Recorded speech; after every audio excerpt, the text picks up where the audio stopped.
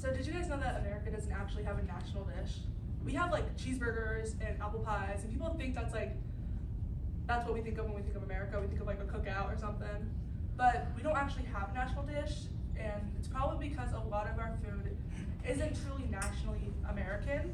We have a lot of different multicultural influences that influence all of our food.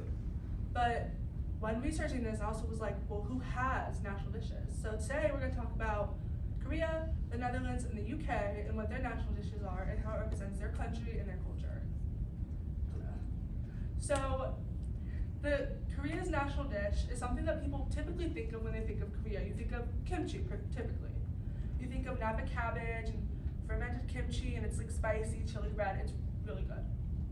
So kimchi was actually made as like a means to survive winter months. So people in Korea couldn't harvest their food during winter months because it was so cold.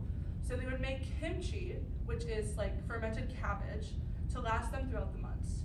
But it was also first used as a means of cultural significance in their country because they would have Kimjong, which is a big like festival type thing where all the communities and families gather together to like gather all the cabbage, and they all like help make it.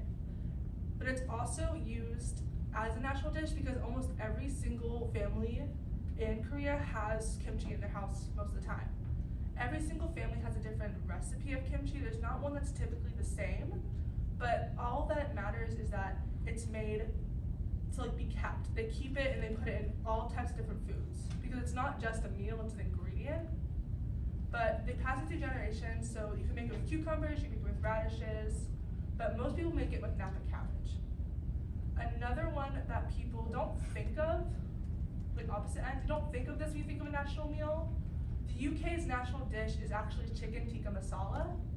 So it's more of an Indian Pakistani meal, which is tikka meat, but because of British influences, they introduced masala sauce into it because British people don't like to eat their meat unless it is slathered in gravy. So they added that in. According to a 2025 according to the Foreign Secretary, Robin Cook, she said that chicken tikka masala symbolizes the UK because of its multiculturalism.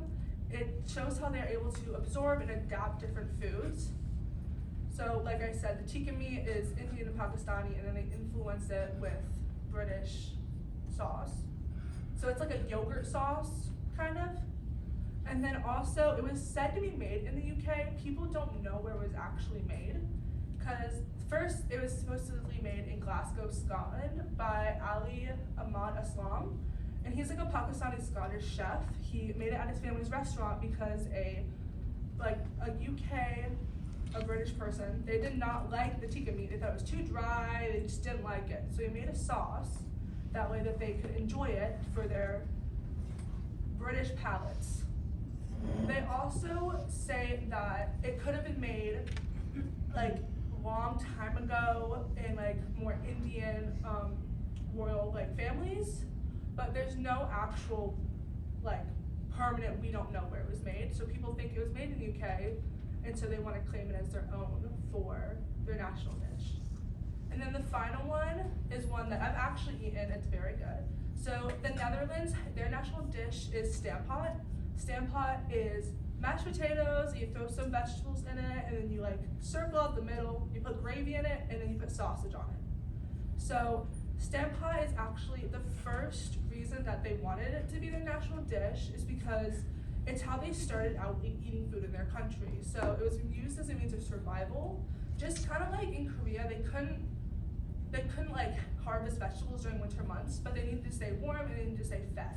So in the 1600s, they had a bunch of potatoes, at least according to the 2022 Food Network. They had a bunch of potatoes, and they wanted to just make a big mash that they could have throughout the winter months to stay warm and to stay full. And then they also used it as a means of like a symbol of their victory. So in the 80 Years' War, Spain, they invaded a Dutch city called Leiden, and the Dutch weren't able to liberate the city, but as Spanish soldiers were leaving, they were like leaving bits of food, like stew. They were leaving stew everywhere. And the people of Eden were actually starving so bad they just ate it. And they didn't know what to call it, but they really liked it. So they called it Hudspot. Hudspot is a type of stamp pot, and it's basically the same thing, it just has some more specialized ingredients. But every October 3rd, they do celebrate their liberation, and they eat their Hudspot and they say, we won the war. Well, we didn't win the war, but they survived the war. I think that's enough. So every culture has its own food that they typically eat. America, we don't have a national dish, but we have food that we think is American. But I think we should also have just some more food that we think is more American, because we have so many different cultural influences, like the British, but we also have things that represent us, like Korea does, like their kimchi. So we should all just pick a national dish right now. Thank you.